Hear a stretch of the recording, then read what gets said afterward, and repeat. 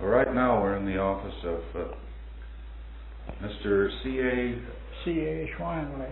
Schweinle. Schweinle. That's the correct way to pronounce it? That's the correct way to pronounce it. And Mr. Schweinle, we're in the Hightower building so we can identify ourselves. Yeah. 419. This is that's the third day of March 1965. And the purpose of these recordings, as you perhaps know, is for the Living Legend Library at Oklahoma Christian College.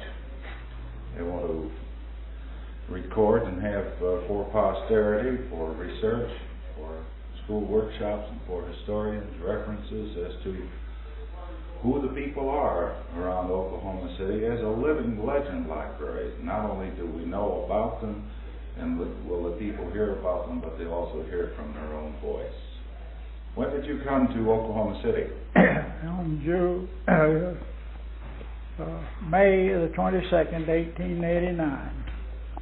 1889, and you came here with your family? Yes, I come here with my father and aunt and uncle. From where, sir? From Colorado. It was Colorado City. About halfway between Manitou and Colorado Springs, which is all grown up over back there. Yeah, it surely is. Now, what did your father do? Why did you come, or why did they? He was a mechanic. Mm-hmm. And my uncle who was with me, he was a real estate man. Uh-huh. That was about 30 days after the run, then, wasn't it? To the day. What did he do when he got here? I mean, well, my father got a job. He worked. He was a mechanic, and he didn't have any trouble in getting a job.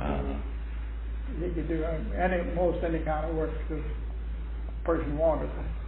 Well, as 10 years old, you must have had some sort of memory of this.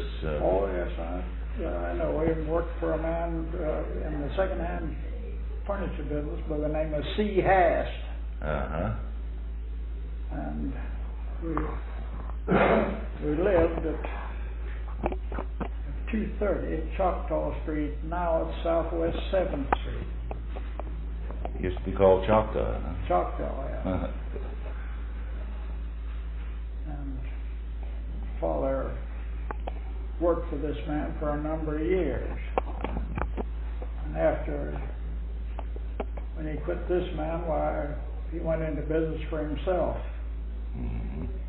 With a man by the name of A.E. Monroney, Senator Mike Monroney's father. Mm. And they opened up a store called the Dock and Bill Furniture Company. Mm-hmm. And that we were, Mr. Monroney run it under past 60 years old, 59 and a half years. You mean the senator's father?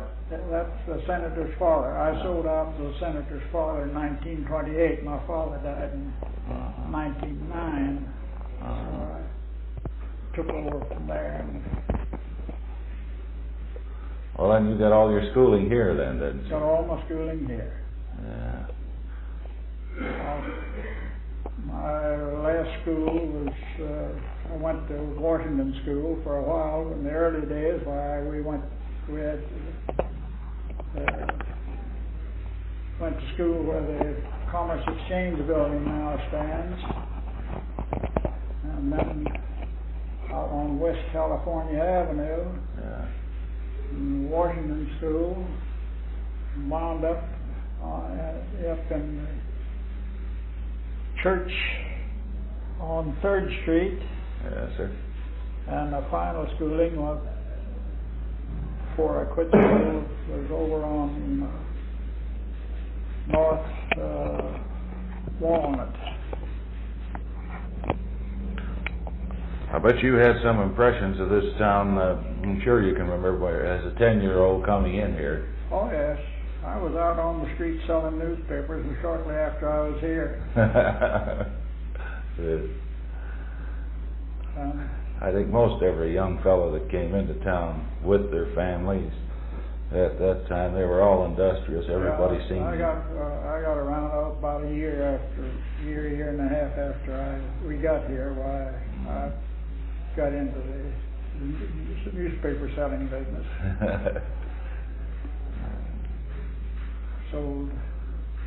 Sold some papers for newspapers that you don't hear of very much, ever heard of. What's that, sir? The Chief. The Chief? Yeah. Printed by a man by the name of McMasters. It was one of the early papers here. Early paper. That's the first papers I sold. Was that daily?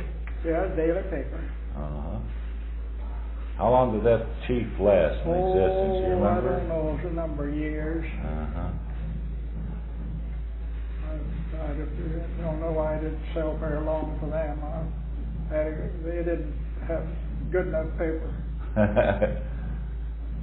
I had to finally wound up by selling a lot of the Oklahomans. Were there how many in your family, sir? You had brothers or sisters? No brothers and sisters. No. The only child? I'm the only child in two families. My mother died when I was 6 months old. Oh, and the two brothers, they died with her. And my father never married again, so I was raised actually by my aunt, Mrs. W.M. Smith, who come to us overland when we come in here. And down through the schooling, and what did you do your first job, other than selling newspapers? Well, I worked for a man by the name of Hast, first job I had. Yeah. And I spent some time working in a canning factory during the vacation time. I canned for the sleeper and I can't think of the name of the other man. There was two of them. They had a plant down on South Robinson, 7th Street in South Robinson. It's east of Viaduct. They operated there for several years. I just worked for them one season.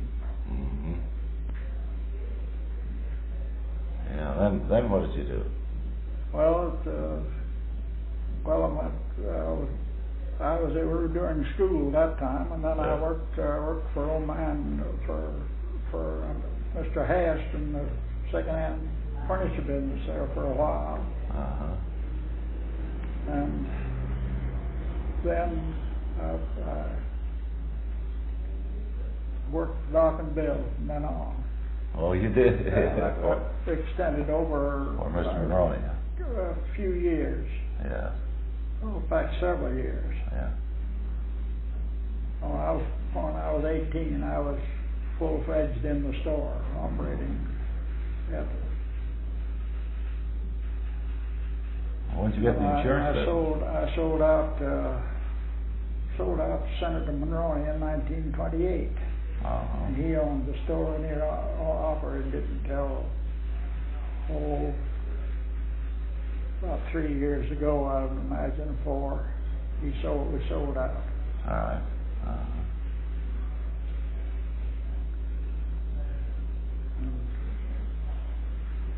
So that's about. When did you get in the insurance business? My first experience in insurance business has been about 10 years ago, something like that. But I only worked just a little at it. I had other things that I was doing besides that. What were you doing? And I don't have anything to do with this present insurance business. That's I see. My son. Oh, I see. Has it. Your son? Yes, I have a son. Yeah. Well, who did you marry? A girl from Oklahoma City? Yeah, yes. Her name is Ashby. Cora Ashby. Cora Ashby. Yeah. She's a Hoosier. She's born in Indiana, and so was I. Well, where in Indiana? Well. Where in Indiana? Randolph, Indiana. It's practically Monticello, you might say. Yes, sir. Right close to it. And we're married. We've been married. We're working on 62 now. We've been married 61 years. Oh, isn't that wonderful? How is All she? right here in Oklahoma City, right? What'd you say? You have just one son? What? How many children? I have one son, and he has a family. He has a son and a daughter. Which I have a grandson and a granddaughter. And they're both married. The grandson has 3 children. We've got something a little out of the ordinary. We've got 4 Charles Andrew Schweinle, all living in Oklahoma City. That could get confusing, couldn't it? Yeah. It's even the junior and see, because they're all numbered Charles Andrew Schweinle. The only designation is senior, junior, 3rd and 4th. Isn't that strange? Why was that? Why did you use the same name like that? The same initials, rather? I don't know. They did. The rest of the family did that. I brought the first name. they give them the names. You got it started. I had nothing to do with it. Yeah. After you got sold out of Dock and Bills, what did you do? Well, I've been using in real estate stuff of that kind. Built some buildings and did that. And then I appraised for the mutual savings and loan for about 10, 12 years. And I just traded around. I had no other business other than real estate. Build buildings. I built my own buildings. Sold them. What buildings did you build? Well, we own the entire block facing 23rd Street between Hudson and Harley. And there were Morin and O'Mealy's cafeterias. Oh, yes. Callaway's.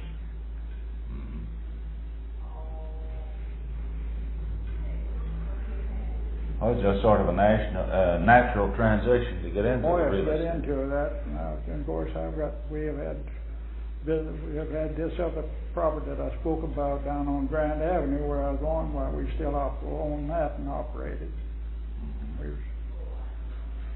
And I've bought the various places at different times, just trading real estate. But my principal business was real estate and furniture. In fact, as I know more about furniture business than I do about either of the other two. You seem to have done all right. Yeah. Been quite a change in the real estate business, hasn't it? Oh, yes. Quite a change in the furniture business, too.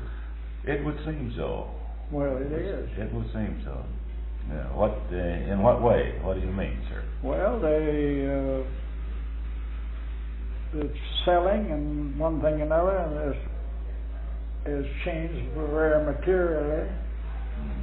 We used to get some money down on our building. Now you can buy a bill of furniture without any money. You just go in and charge it and just sign up and pay. But it isn't operated like we operated. Of course, as far as the furniture business is concerned, the furniture men are the people that put installment payments on the map. And now everybody you can go in and buy a handkerchief from TG&Y and they charge it. Yeah, that's for sure. Yeah. There were some exciting times around here in the early days, weren't there? Oh, yes. There was a lot of rough stuff, and I was at an age when I was around selling papers, one thing or another. I knew about all that too. You know, in the early days, between Grand Avenue and Main Street on the west side of Broadway was 7 saloons and 2 gambling houses upstairs and 1 Chinese restaurant and 1 little restaurant run by Elmer Houghton. That was a block facing Broadway from Grand to Main. Now they called it Battle Row. Battle Row. Battle Row, yeah. I can imagine. 7 saloons. I can imagine there are quite a lot of them, right? Oh yeah. Well, there was 2 or 3 up there. There was a gambling house on several of the corners. You know, wide open gambling was open here until 1907. And when it became a state, well, they took the gambling out. Yeah, there were some colorful people in this area at that time. Oh yeah. A lot of well-known bad fellas and a lot of well-known good ones too. we had them all here. It isn't strange, but it is perhaps unusual that out of all of that hectic activity, this area spawned some real fine people. Oh yes. By far the majority. Well, I'm telling you now that as far as the people is concerned in those days, I'm much more afraid to get out on the street after night now than I would be then. Because when those fellas shot, they had something to shoot for. They don't just shoot you to be like these punk kids that are around here. Take a crack at your car as it goes by or something, and hit. Well, the good and the bad was pretty well defined, so to speak, wasn't it? Well, we didn't have as a rule, the south part of town developed slower than the part. The growth is going like it's going now, northwest. It started out after we broke the 7th Street North and 7th Street South. That was the original Oklahoma City. See, it run from Choctaw Street to 7th Street North and South, and from the Santa Fe tracks to Walker Street East and West. That was the original plan of Oklahoma City. And divided north and south. Huh? Yeah. Well, that's enough of a cause to start an argument right there, isn't it? Yeah, well, the business was all down on those streets. The first days of business was in the block on California Avenue, just west of the Santa Fe, what is now the Santa Fe Depot, and was at that time. And then the town began going west and north. And California Avenue was a principal street for the first while, and then Grand Avenue, and moved on up to Main Street. And it held Main Street until for a number of years.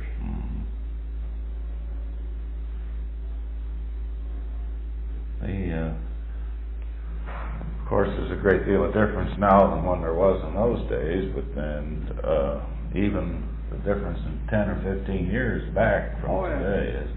Oh, yeah. Well, it started going, of course. I've seen all the big buildings and stuff of that kind of put here on the town. Knew that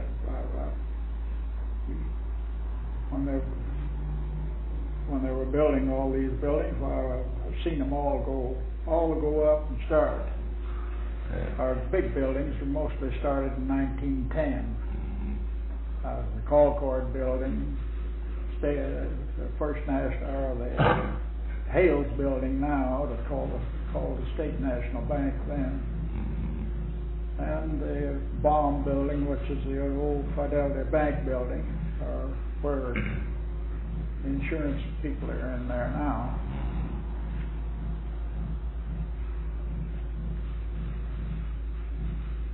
They grew up rather fast when they started them, didn't they? Oh, well, there was the American National Building, the Colcord Building, the Baum Building, and the Hales Building were all built around during 1910-11. The one wasn't completed till the others were started.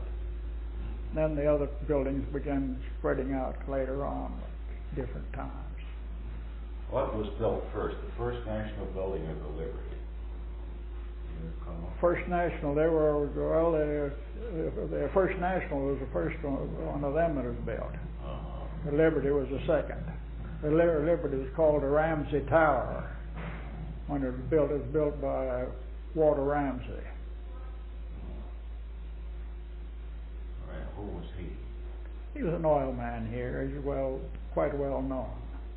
Walter, there was two of them, Walter and his brother. And they later was bought.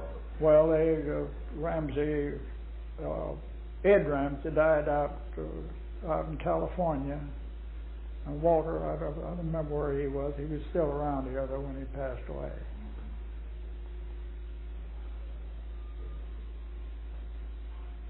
Well, one thing they did do when they, which is not too prevalent in some of the other cities around the country, at least they made the streets rather wide, perhaps not as wide as they could be, but then Main Street here is a fairly wide street.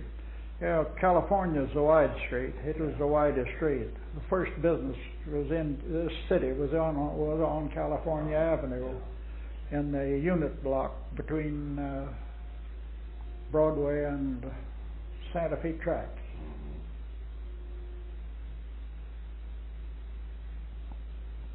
That's, of course, that's destined to be all changed too in the future. Oh yes, yeah. Well, the town just gradually moved right on, just like it's moving now, going northwest. Of course, it took it a long time to get back across the Capitol Hill. Well, don't you think that eventually our downtown will come back? Oh yes, don't think there's any question about it. I think as soon as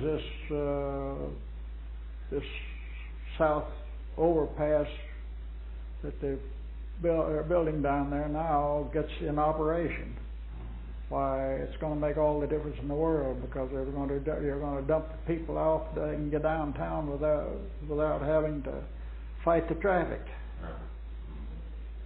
There'll be an awful lot of people unloaded on south of Reno. Second Street. So, well, it'd be 3rd Street. 3rd Street. Yeah, about 3rd Street. Oh, we need a resurgence of the downtown area. Oh, yes. That would help it out. That's the bad part of town that in there. It's the poorest part is from Reno down to the overpass. Too, isn't it? Yes, well, they're all the same. North and the south, they're all the same age. It was all laid out before the run. It was laid out before the run. Oh yes, it was surveyed. The town was surveyed. That's where they had a lot of shoot scratch and fights and everything else. Who drove the stake in this lot first? Oh. Well, yes, it just opened for a run, you know. Yeah. And they put in. You see, they come down. Trains come in from down there. Well, I wasn't here, but some of the folks that I've talked to about it, everybody that could hang on a Santa Fe train, the first train that come in here on the 22nd of April, was just loaded to the guards. And of course, this was laid out as a town, and they'd come in here, and it was a town. They told us of 10,000 people the first night. Yes, that's right. Overnight, 10,000 10,000 people in here. Because see, it was only 18 miles to the border. See, the Indian Territory was the line was the South Canadian River was the line. Across that river was Indian Territory, and on this side of the river is Oklahoma Territory. Mm-hmm. Right in this area.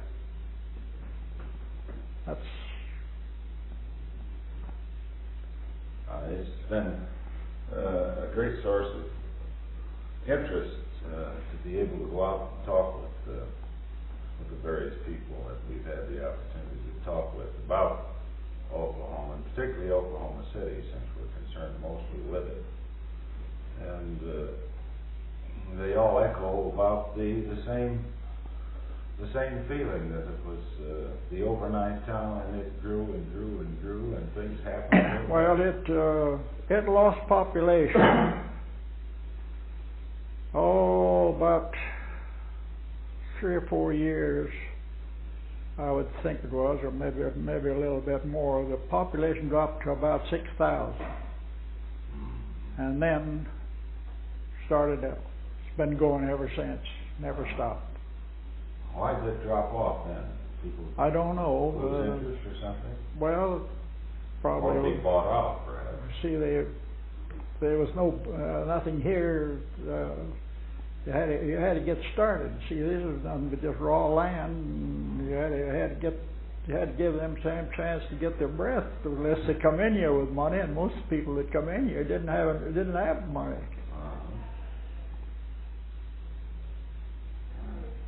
Yeah, they come in here looking for a place to get money out of.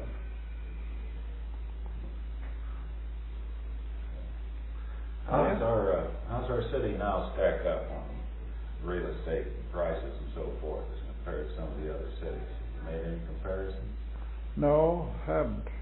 We've been going right along all the time. We practically never stopped. We've had at 31 there was during the Depression there, there was a slowdown there, and we got our breath after that, and we've never stopped since. What have you been doing as of late? Well, I run the Dockville Furniture Company for 35 years, and we worked at that. And of course, when I sold out to Mr. Monroney, I then built the 23rd Street property over there. That's the first thing I did. I went in there and built those buildings. Well, you're still active in the business. What? You're still active. I mean, today. Well, I'm not trying to be active anymore. I quit. You never quit. I mean, you slow down maybe. Huh? Oh well, I still look after the real estate. I keep track of it, but I'm not getting on the street and hitting the ball. I've got 2 other fellows. I got a grandson, 27 years old, and a son about 57, 58, and they're taking over. When's your next birthday? The 12th next September. Well, we're pretty close. Mine's on the 6th. Oh, what? Mine is on the 6th of September. Yeah. But what year are you going to claim on your next birthday? 86. 86. Yeah, I'm 85 now. Well, you sure are a fine-looking 85. Well, I pass off. I get by. I tell them I'm 65, 68. When I get my hat on. You get away with it too. I get away with it lots of times. Of course, I get these old timers around here know me. They know I've been here a long time. Well, you stay away from them. Yeah. No, there's getting to be very few of them left. Isn't that true, sir? Just any number of them, they're gone. And those that are not, they're kind of like me. They're slowing up. Well, they're sort of, coasting a bit. We're not like Eddie Gaylord. He never slows up, does he? He's the longest living man to be 92 years old I ever saw. He must have a secret of some kind. I don't know what it is. He looked kind of bad here some time back, 6 or 8 months ago, and I remember looking at him yesterday or the day before, and he seems to be bad back, and he's got that pep snap to it. He goes like everything. Well, he's got a. You see him walking down the street. He'd outwalk Eric Truman today. Oh yeah, he's good. His mental faculties are good.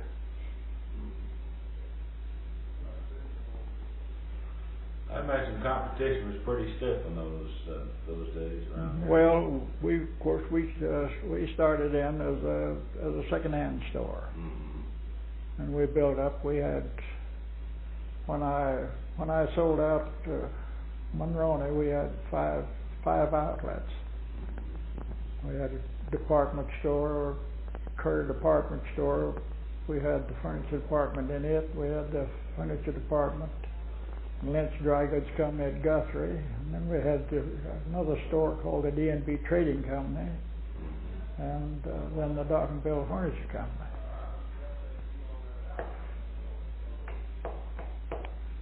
Well, you didn't waste any time. No.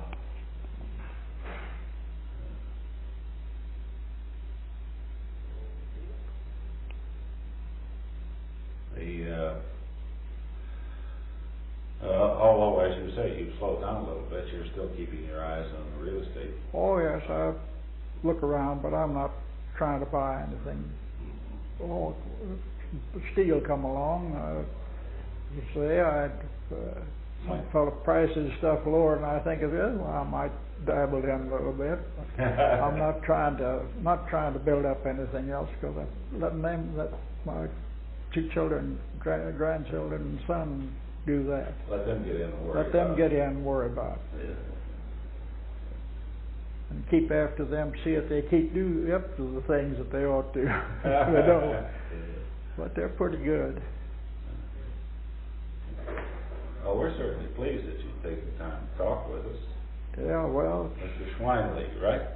That's right. Schweinle. A lot of times people mispronounce the name. Yeah, well, it's German, and if you pronounce it right, Schweinle, you spell it, because you sound practically every letter. See, no silent letters in German. That's right. E-I is always I in German, too. Yeah, and I-E-Z. Correct. Well, there's just lots of. I've seen a lot of the stuff, all the side stuff. I've seen when I was selling papers. I come up right shortly after I did that. I got up hit Reno on Broadway, and there was a dead man on the south side of Reno, and another one someplace else, and another one another place, where a famous character we had around here by the name of Clyde Maddox, who practiced some shooting, I think. Well, he afterwards killed a Negro, just shot him down, went out the house, knocked the door, and the door opened up, and he shot him. And little history, his mother got Roosevelt to pardon him. Got a pardon through Roosevelt for killing this nigger. Teddy Roosevelt? Yeah, one of the, I think it was Teddy Roosevelt. Yes. That was way back. There's always a mystery here of how he ever do that. How Maddox was pardoned. That's right. Nobody knew anything about it, but this old lady, got around. I don't know what it did, but they framed it up some way. That they got him out. I don't remember how, but I know I heard the people talk about it.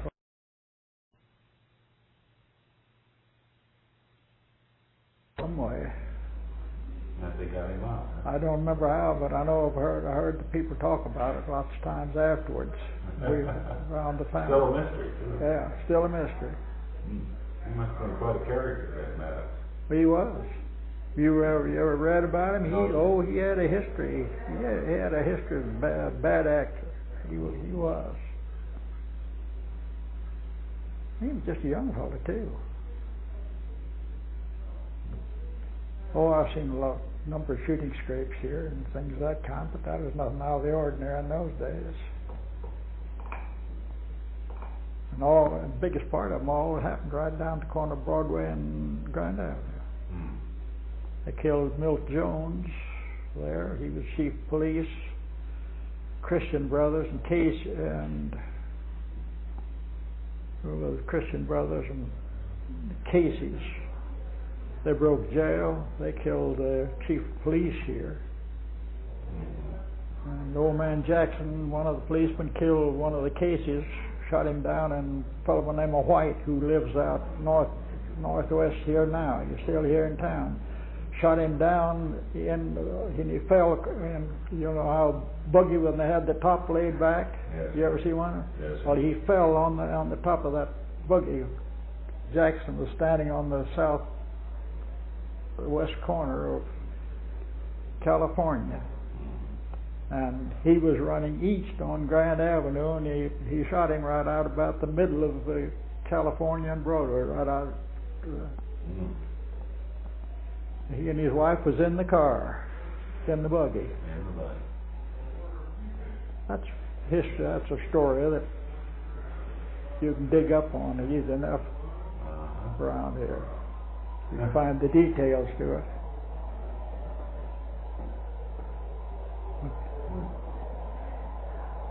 I thought I'd better tell you something of the bad around here that you've always heard so much of it.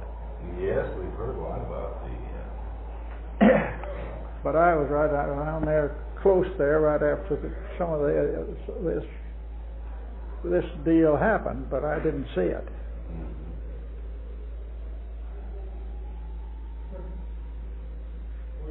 Well, I think that's probably all that I can give you. That if you had a lot of questions, that if you could dig up some questions that you wanted answered, maybe if I know it, I can give you an answer to them. Well, as we talked before, it's a little difficult to try and recall. Sounds like Yeah, we have a little that's fire department. Fire department. Sounds like. Yeah, I heard them running. The fire department made their run. Well, perhaps if you have an opportunity to do a little reflecting. I know we caught you a little cold today. We may be able to come back one of these days soon and run over some of the items that maybe you thought of. Yeah.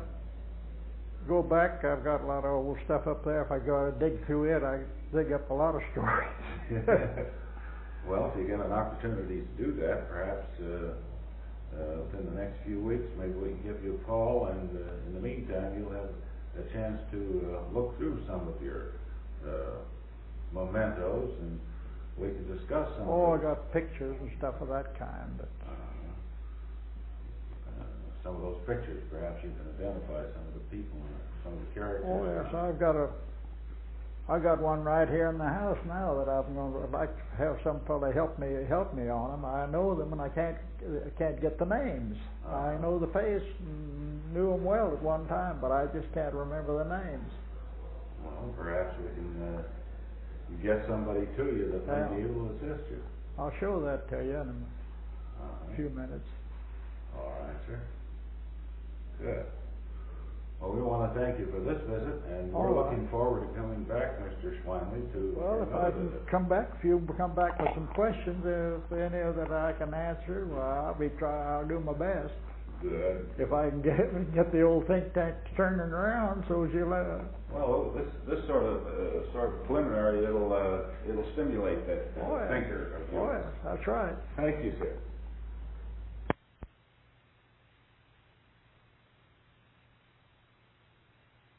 Right. Thank you, sir.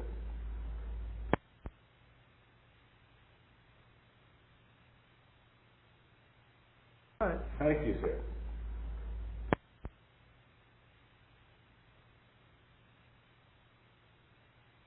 Right. Thank you, sir.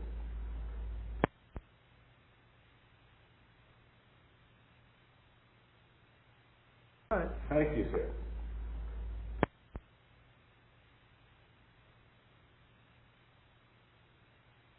Right. Thank you, sir.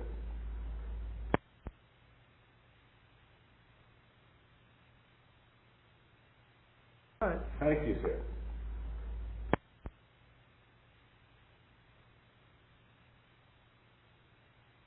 Right. Thank you, sir.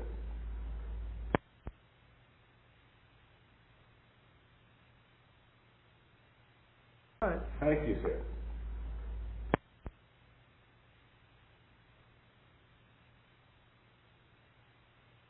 Thank you, sir.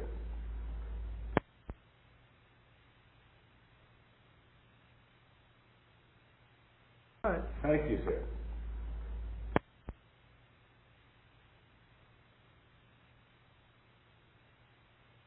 Thank you, sir.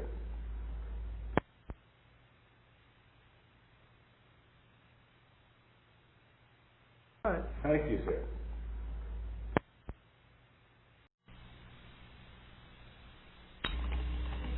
And some others. Well, I said, Joe, they can go the other way. There'd be another one. Well, he just fought it up one side and down the other. And we finally didn't make, we had some east and west street. We finally didn't make 6th Street. The result of his fight one way, they agreed to widen it 10 feet on each side. And that's how he fought it. And a poor fellow named Adams, who had the furniture store down there, 2nd and Hudson. He was in at northeast west corner, 2nd and Hudson. Marvin Adams. He's dead now. He called me up and asked me to come see him, and I did. And I thought he was going to hitchhike about making Hudson. I said, Marvin, you can park on both sides of your street here, and you won't have any trouble. And went on to tell him about how helpful it had been, it would, how many cities had it, and how it moved traffic and so forth. And he never did give in. He died with it on his heart. So there's just a lot of things that way. In other words, they'd make claims.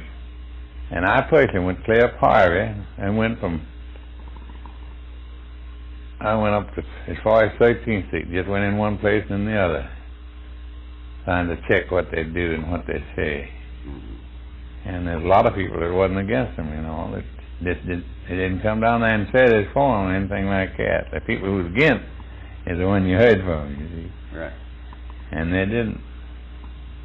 So you lose those friends sometimes, I guess. Temporary friends, maybe. Or maybe they're not friends that are real friends at all. But that's Marvin Adams. They'd like he was awful good friend, and I thought he was. We belonged to Schweinle together and everything. But he just broke his heart to make Hudson a one way. We should have had more, and should have more today. And the fellow down on Grand Avenue then it was, old Annie Anderson, he just like they had two hickeys about making Grand Avenue one way.